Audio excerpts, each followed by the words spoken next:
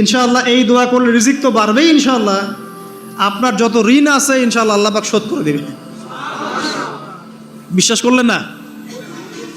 এই দোয়া শিখাই দিচ্ছি, এজন্য আমাকে হাদিয়া দেওয়া দরকার, স্পেশালি আমাকে এখন হাদিয়া দেওয়া দরকার।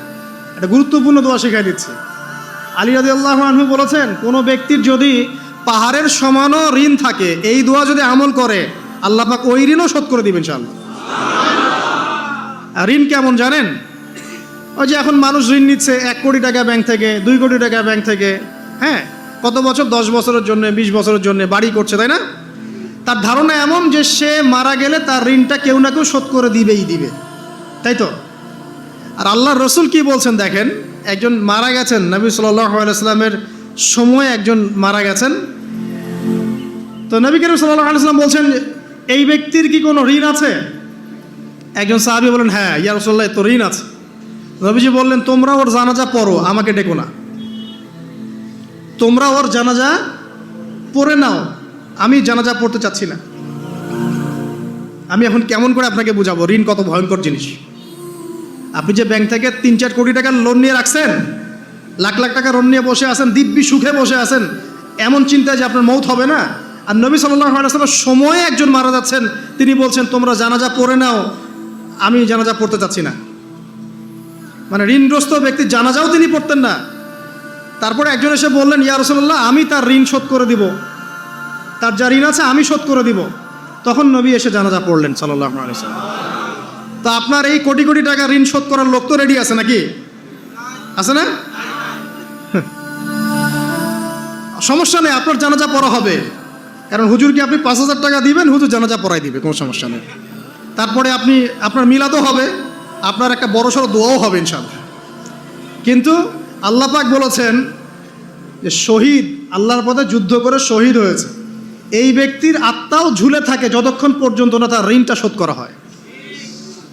এবার বলেন আমি কি বুঝাবো আপনাকে? আর কিছু বলতে হবে? তো এখন সেই দোয়া শিখাচ্ছি আপনাদেরকে, যে দোয়া শিখলে আপনারা ঋণ থেকে বাঁচবেন ইনশাআল্লাহ। কত দিবেন বলেন? আচ্ছা, হ্যাঁ, এই তো শুকরিয়া। দোয়া করবেন যেন আল্লাহ পাকের দিনটাকে আল্লাহর জমিনে প্রতিষ্ঠা করতে পারে। আমার সাথে বলেন, দোয়াটা হচ্ছে আল্লাহুম্মা ইকফিনি বিহালালিকা আন হারামিকা ওয়া আগনিনি বিফদলিকা আম্মান সিওয়াকা। এই দোয়াটা ছোট না, এটা মুখস্থ করবেন, সেজদায় পড়বেন, নামাজের সেজদায় পড়বেন, আত্তাহিয়াতু দরুদ শেষ তারপরে পড়বেন, নামাজ শেষে হাত তুলে করবেন, যখন তখন শেষ রাত্রে করবেন। ইনশাআল্লাহ দেখবেন আপনার ঋণ বলতে কিছু থাকবে না ইনশাআল্লাহ। যদি থাকেও, বড় কোনো ঋণ থাকেও, আল্লাহ পাক অন্য কোনো মাধ্যমে এটা শোধ করার ব্যবস্থা করে দিবেন ইনশাআল্লাহ। ইনশাআল্লাহ। যে দারিদ্রতা দূর করতে চান, সচ্ছলতা চান, কয়েকটা কাজ করেন। এই যে বললাম, 1 নাম্বার সূরাতুল ওয়াকিয়া তেলাওয়াত করেন, 5 ওয়াক্ত নামাজ জামাতে পড়েন, ডেইলি কিছু সময়ের জন্য কোরআন তেলাওয়াত করেন, আর আল্লাহর কাছে রিজিক চান, জিকির বেশি বাড়ায় দেন। পারবেন না ইনশাআল্লাহ? আমার জীবনে এমন ঘটনাও ঘটেছে, এটা এখন গল্পটা মনে পড়ে গেল তাই বলছি, যে 1,20,000 টাকা ঋণ আছে আমার, শোধ করার কোনো অপশন নাই আমার কাছে। আমার চোখে ধরা পড়ছে না যে 1,20,000 টাকা আমি কেমনে দিব। কি হলো, হঠাৎ করে আমরা একটা সার্কুলার দেখলাম যে সারা বাংলাদেশে ইসলামিক ট্যালেন্ট খোঁজা হচ্ছে। 2000 এটা মনে হয় 17 কি 18 সালের কথা, হ্যাঁ 18 না, আচ্ছা 18। তো হ্যাঁ, আলোকিতকে।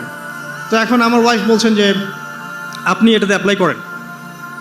তো আমি অ্যাপ্লাই করবো, এটা তো আলেম ওলামাদের প্ল্যাটফর্ম, আমি এখানে জেনারেল থেকে আসা মানুষ কেমন করে কি। তো সে বলছেন না, আপনি পারবেন ইনশাআল্লাহ, আপনি পড়াশোনা করেন, ইনশাআল্লাহ পারবেন।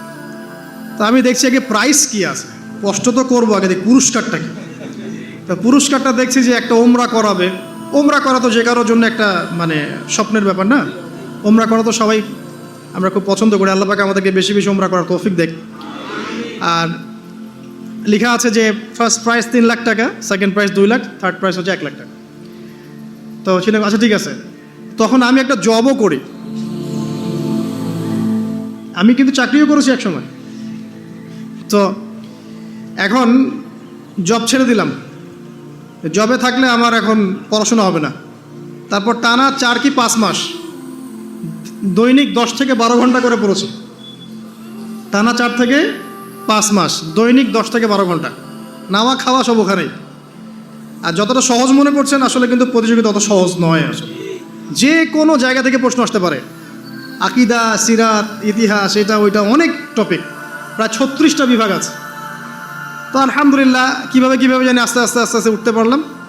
গিয়ে দেখলাম যে হ্যাঁ, টিভি রাউন্ডে চলে গেছি।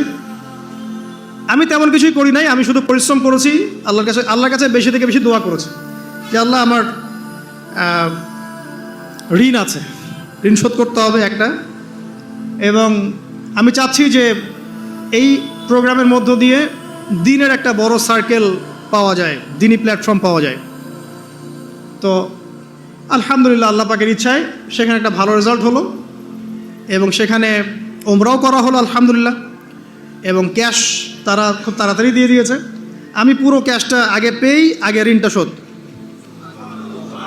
এখন এই সময় কিন্তু আমি দোয়াটা করেছি, আল্লাহুম্মা কফিনি বিহালালিকা আন হারামিক ওয়া আগনিনি বিফদলিকা আম্মান সিওয়াক। দেখেন, আমি কিন্তু জানতামও না এমন কোনো প্রতিযোগিতা হবে, আমি সেখানে পার্টিসিপেট করব, ওই ওসিলায় ওমরা করব, ওই ওসিলায় আবার ঋণও শোধ হবে, আমার কিন্তু মাথায় ছিল না। এটাই হচ্ছে আল্লাহ পাকের সেই আয়াত যে ওয়া মান ইয়াত্তাকিল্লাহ ইয়াজআল লাহু মাখরাজা। আল্লাহ পাককে যে ভয় করবে আল্লাহ পাক তার জন্য রাস্তা খুলে দেবেন ইনশাআল্লাহ। ওয়া ইয়ারযুকুহু মিন হাইসু লা ইয়াহতাসিব, এবং এমন উৎস থেকে আল্লাহ পাক রিজিক দিবেন যেটা সে কল্পনাও করতে পারে না। এটা আল্লাহ পাক তাওয়াক্কুল রাখেন। জাস্ট ওই ইসমাঈল আলাইহিস সালামের মায়ের মতো হাজরা আলাইহিস সালাম ইব্রাহিম আলাইহিস সালামকে বলছেন, আপনি আমাকে এখানে ছেড়ে যাচ্ছেন কি জন্যে? ইব্রাহিম বলছেন আল্লাহর আদেশে। তখন তিনি বলছেন তাহলে আল্লাহ আমাকে ফেলে দিবেন ইনশাআল্লাহ। সেই মায়ের গর্ভ থেকে ইসমাইলের মতো সন্তানের জন্ম হলো, যেই সন্তানকে বাবা বলছে যে আমি তোমাকে জবাই করছি, স্বপ্নে দেখেছি, ফানজুর মাদা তারা, তোমার রায় কি? সে বলছে ইয়া আবাতি ফাআল মা তুমার, আপনাকে যে আদেশ করা হয়েছে আপনি সেটাই করেন। সাতাজিদুনি ইনশাআল্লাহু মিনাস সাবিরিন, ইনশাআল্লাহ আপনি আমাকে ধৈর্যশীল পাবেন। দেখেন কোন মায়ের গর্ভ থেকে কোন সন্তান। তাকে কি বাবা মানুষ করেছিলেন? না, তাকে তার মা মানুষ করেছেন। তো ওই রকম তাওয়াক্কুলকারিনী হাজরা আলাইহিস সালামের মতো মা যদি ঘরে ঘরে থাকে, বোন আর স্ত্রী ঘরে ঘরে থাকে, তখন ইসমাইলি প্রজন্ম আসবে ইনশাআল্লাহ। আর আমাদের মতো এই যে এখন দেখছেন না কি হচ্ছে, মারামারি, কাপড় খোলা, কাপড় ছোট, ব্লাউজ সারা শাড়ি, কি চলছে মাশাআল্লাহ। মানে কি যে চলছে ভাই জগতে এখন, বলতেও গা গিনগিন করে, ভাবতেও গা গিনগিন করে। কিছু কিছু নসিহত করব, এটাতেও মন থেকে একটা বাধা চলে আসে যে আসলে কি করব, কি বলবো। মানে একটা বিষয় থাকে না যে পরিস্থিতি এমন খারাপ যে কথা বলার ভাষ্য থাকে না এমন একটা, যে আপনি হতবাক হয়ে গেছেন, বাকরুদ্ধ, যা কি বলবেন। এখন এই বাকরুদ্ধ হওয়ার সময় চলতেছে, বাকরুদ্ধ হওয়ার সময়, মানে বলার আর কি নাই, কিছু নাই, কি বলবেন। আস্তে আস্তে কাপড় খুলতে খুলতে এখন বিকিনি পরে ঘুরতে চায়।